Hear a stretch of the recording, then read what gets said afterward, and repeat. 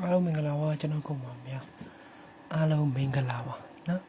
ဒီမနက်၅ဘူး lucky ၅ဘူးနော်အားလုံးပဲပေါက်တဲ့သူတွေပေါက်မှာမပေါက်တဲ့သူလည်းမပေါက်တော့ပါဗျာဟုတ်ကဲ့ပြောပါဟုတ်ကဲ့အမကြီးဟုတ်ကဲ့ပြောပါမမိပါနဲ့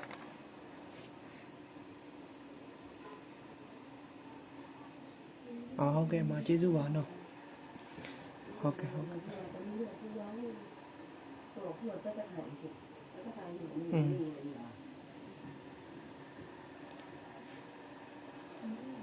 ဟုတ်ကဲ့မကျေးဇူးပါနော်ကျွန်တော်ကလိုက်လွင်နေလို့နော်ငါးဘူးမှာကျွန်တော်ရဲ့ကိုမာကြီးပေါက်တဲ့ကိုမာကြီးတော့ပေါက်မယ်ပေါ့ဗျာမပေါက်တဲ့သူတော့လည်းမပေါက်ဘူးပေါ့နော်အနည်းကလိုက်ရိုး9-6တကောင်အောင်ပေးရနော်အနည်းက9-6တကောင်အောင်ပေးရ9-6ကလွဲတယ်ပေါ့နော်6-5-9-6အနည်းကတကွာကောင်းပေးခဲ့တာ56-65အာထိုးဆိုပြီးတော့နော်ဘယ်လိုထွက်သွားလဲဆိုတော့ဒီမှာထွက်လာ3-5ထိတ်နော်3-5ထိတ်ကို3-5ခွန်အပိတ်နဲ့9ဘူးမိန်နော်မိန်ခွက်လေးတွေကိုတန်းငယ်မြင်ချစ်ပေးတန်းငယ်အပူးကြိုက်တာအပူးကြိုက်လို့ဒီမှာခွန်ဘူးတို့3-5ဘူးတို့9ဘူးတို့မိန်ပေးတာ80ခွန်5ခွန်ဘူးနော်80ခွန်5ခွန်ဘူး2ခွန်3-5ဘူး3-5 9ဘူး9-3မိန်ဆိုပြီးပေးခဲ့တယ်သူက3-5ထိတ်ကို3-5ခွန်အပိတ်နဲ့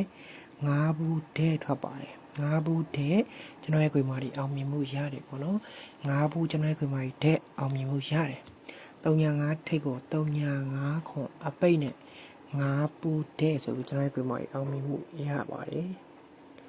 အပေါက်တဲ့ခွေမာတွေပေါက်လိမ့်မယ်မပေါက်တဲ့သူတွေမပေါက်ဘူးတန်းငယ်ကြိုက်တာ50ခွန်ကြိုက်တာလာယူတဲ့သူတွေကိုလည်း50ခွန်တက်ကွာကောင်းပေးတာနော်အကောင်းဆုံးဆိုတဲ့ကဏ္ဍမှာ50ခွန်ဆိုတဲ့ကဏ္ဍကိုအကောင်းဆုံးပေးတာလာယူတဲ့သူတွေကိုလည်း9ဘူးကိုကျွန်တော်ရဲ့ခွေမာဒီအရင်လေးနဲ့ကျွန်တော်ရဲ့ခွေမာဒီအောင်မြင်မှုပေါ့နော်ဒီထဲမှာရွေးပြီးတဲ့ကျွန်တော်ရဲ့ခွေမာဒီ main order ထဲမှာ9ဘူးကတော့ဒဲအောင်မြင်မှုရထားတယ်ကြဒါဆိုညနေတော့ကျွန်တော်တို့သွားမယ်ဗျာ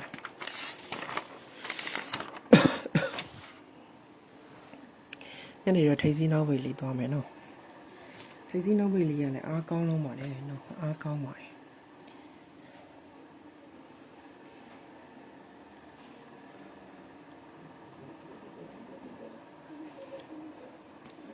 ဒါဆိုရင်ကျွန်တော်ဒီမှာထိပ်စီးရင်ဆုံးသွားမယ်ထိပ်စီးရဆိုသူကဘယ်ရရမှန်တာလဲဆိုဒီရတဲ့အစားမှန်တာ31 3ထိပ်60 6ထိပ်36နှလုံးပေါင်းချင်း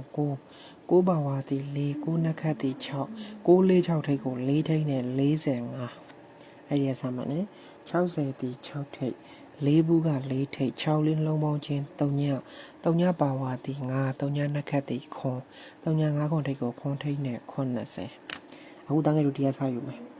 4ဘူးတီ4ထိပ်86 8ထိပ်4 8နှလုံးပေါင်းချင်း2လို့ရမယ်ပေါ်နီမူတိုင်း2ကိုပါဝါခေါ်တော့ခွန်နှက်ခတ်ခေါ်တော့2ခွန်4ထိပ်စီ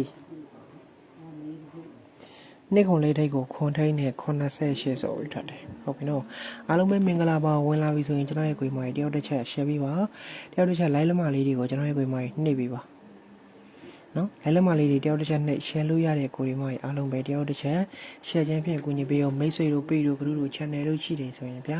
တယောက်တစ်ချက်တယောက်တစ်လက်ဝိုင်းဝန်းပြီးတော့ share ခြင်းဖြင့်ကူညီပေးပါအောင်တန်းငယ်လေအကောင်းဆုံး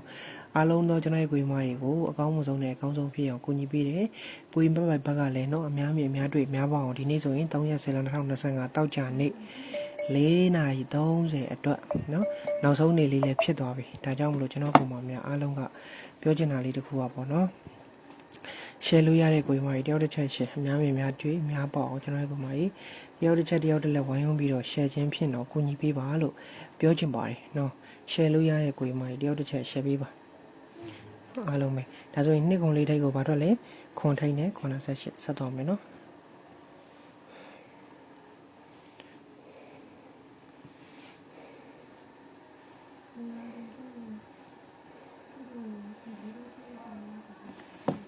ဆက်တော့မယ်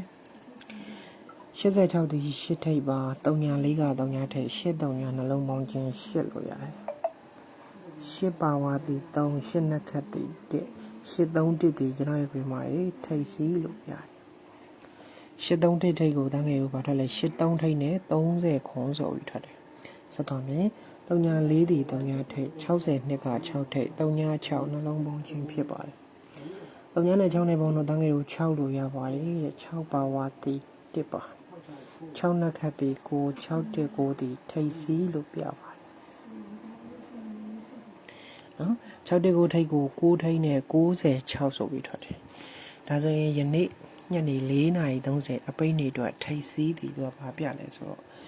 62 6ထက်တဲ့5ဘူး5ထိတ်6 5နှလုံးပေါင်းခြင်း1လို့ရတယ်6 5နှလုံးပေါင်းခြင်း1ပါဝါတီ6ပါ1နှစ်ခတ်တီ8ပါ168တီထိတ်စီးလို့ယနေ့ညနေ4:30အတွက်168ထိတ်လို့သူကပြတယ်ကြိုက်တဲ့ကိုဒီမှာယူတော့နော်168ထိတ်တဲ့အဲဆိုထိတ်စီးကကျွန်တော်ရဲ့ကိုမှာ168ထိတ်တဲ့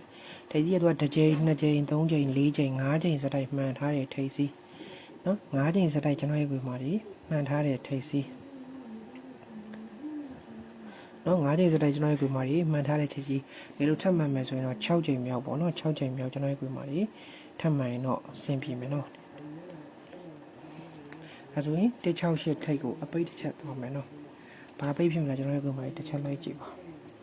ပြရလူလာမယ်4ဘူးဒီကျွန်တော်ရဲ့ကိုယ်မှာဒီလိုနှလုံးပေါင်းခြင်း80က3ညအပိတ်4 4 3ည4နဲ့4နဲ့ပေါင်းတော့8 8နဲ့3ညနဲ့ပေါင်းတော့8လို့ရတယ်8ပါဝါဒီ3 8နှစ်ခတ်ဒီ1 8 3ဒီအပိတ်ပါထိုင်စီ3လုံးနောက်ဝေး3လုံးယူပြီးတော့အပြီးပေါက်ကစားမယ်နော်နှစ်ခွန်လေးထိတ်8 3ဒီအပိတ်ကိုခွန်ထိတ်8အပိတ်နဲ့88ဆိုပြီးထွက်မယ်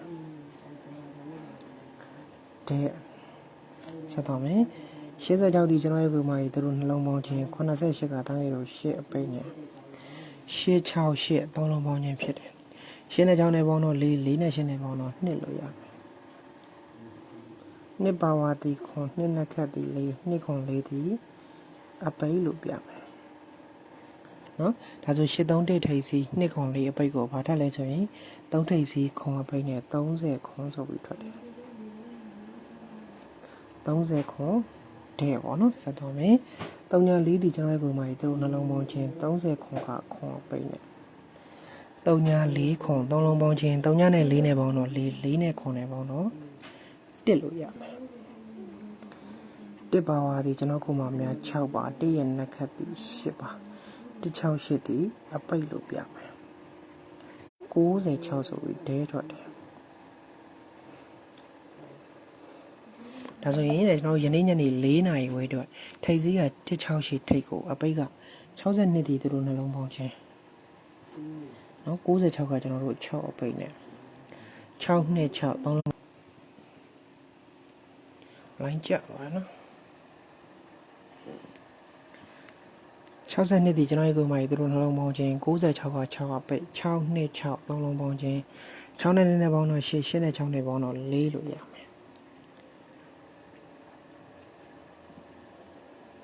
6နဲ့2နဲ့ပေါင်းတော့ကျွန်တော်ကိုမှများ8တယ်8နဲ့6နဲ့ပေါင်းတော့တန်းငယ်တို့4လို့ရမယ်4ပါဝါဒီကျွန်တော်ကိုမှများ9 4နှစ်ခတ်ပြီးနှစ်4 9နှစ်အပိတ်လို့ရတယ်ဒါဆိုရင်168ထိတ်ကို4 9နှစ်အပိတ်နဲ့ကျွန်တော်ရဲ့ကိုမှဘာတဲထွက်မလဲပေါ့နော်168ပိတ်ကိုကျွန်တော်ရဲ့ကိုမှ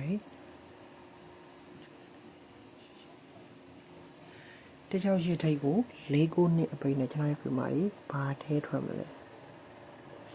ဟုတ်ပြီနော်အားလုံးမင်္ဂလာပါအဲဆိုခဏထုတ်မယ်နော်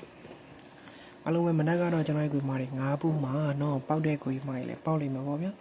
ယုံကြည်တဲ့သူတွေလည်းပေါက်မယ်မယုံကြည်တဲ့သူတွေလည်းမပေါက်ဘူးတန်းငယ်ပြီးတဲ့ခဏတော့9ဘူးဆိုတဲ့ခဏဒီမှာနော်35ထိတ်ကိုဒီ35ထိတ်ကို35ကောင်ပိတ်နဲ့9ဘူးမိန်ကွက်ထဲမှာနော်မိန်ကွက်ထဲမှာကျွန်တော်ရဲ့ကိုမှအောင်မြင်မှုရထားတာ35ထိတ်ကို35ကောင်အပိတ်နဲ့9ဘူးမိန်ဆိုပြီးမိန်ကွက်ထဲမှာမိန်ကွက်လေးတို့ဒီလိုမှင်လေးချစ်ပေးထားတယ်မိန်ကွက်ထဲမှာအောင်မြင်မှုရထားတယ်ယုံကြည်တဲ့ကိုတွေမှပေါက်မယ်မယုံကြည်တဲ့ကိုတွေမှတော့မပေါက်ဘူး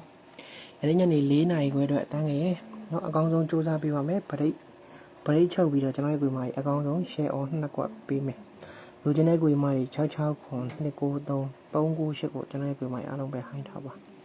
เนาะ66ခွန်293တော်ရညီလေးတဲ့ကျေးဇူးပါကိုเนาะကျေးဇူးပါเนาะကျေးဇူးတင်ပါတယ်ဗျ 66ခွန်293 398ကိုကျွန်တော်ရဲ့ကိုယ်မှာအားလုံးပဲဟိုင်းတာဘယ်ဟိုင်းရမလဲဆိုရင်တော့အများအားပြောနေကြတိုင်းပဲ message ပိုက်ပါစင်ပြေတာကနေဟိုင်းပေါ့ဗျာ message ပိုက်ပါ message ပိုက်ပါကျွန်တော်ကိုယ်မှာများစင်ပြေတာကနေဟိုင်းထားလိုက်ပါနော် message ပိုက်ပါကျွန်တော်ရဲ့ကိုယ်မှာစင်ပြေတာကနေအားလုံးဟိုင်းထားပြီပါဒီဘက်နံပါတ်66ခွန်293 398မှာ message လည်းရှိမယ်ဘိုင်ပါလည်းရှိမယ်1000ဖို့ရပါတယ်ဗျာဟုတ်ကဲ့ပါဟောဝမ်းသာပါတယ်နော်66ကို293 398မှာ message ရှိမယ်ဘိုင်ပါရှိမယ်စင်ပီတာကနေကျွန်တော်ရဲ့ကိုယ်မိုင်အားလုံးကဟိုင်းထားပေါ့နော်လာရောက်လက်တွဲခြင်းနဲ့တန်းခဲ့ပြီးတဲ့ on network ကိုယနေ့ညနေ4နာရီဝန်းမှာထိုးခြင်းနဲ့ဆိုရင်တော့66ခွန်293 398ကိုဟိုင်းထားပါ message ဘိုင်ပါစင်ပီတာကနေဟိုင်းဖုံးဆက်ပြီးတော့ခနန်းတွေပတ်သီးတွေပေးနေတာတန်းငယ်မဟုတ်ဘူးနော်ကြိုပြောလိုက်မယ်ဖုံးဆက်ပြီးတော့တန်းငယ်ရေးတန်းငယ်ဖုံးဆက်ပြီးတော့ပေါ့နော်ခနန်းတွေပေးနေတဲ့တန်းငယ်နာမည်နဲ့ဖုံးဆက်ပြီးတော့ခနန်းတွေပေးနေတဲ့ပတ်သီးတွေပေးနေတာတန်းငယ်လုံးဝမဟုတ်ပါဘူးနော်ဘာလို့ခနန်းတော့မယ်တစ်လေးတစ်ကိုတစ်နှစ်6လေး6ကို6နှစ်နောက်ရော8လေး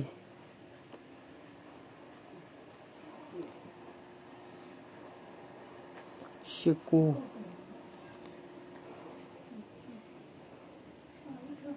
80နှစ်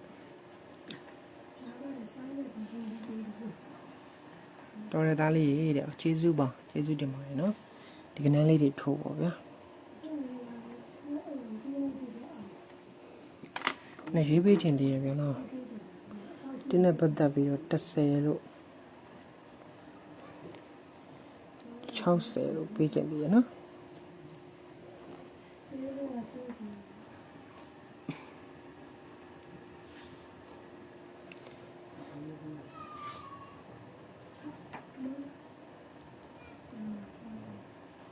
10လို့60လို့ကျွန်တော်ရဲ့ပြောပါရေးပေးခြင်းတည်းရ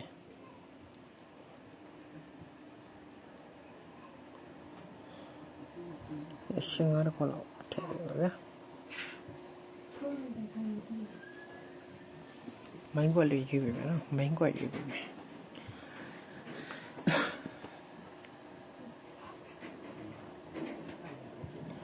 တင်းနဲ့မိုင်းပါရှစ်လေးမိုင်း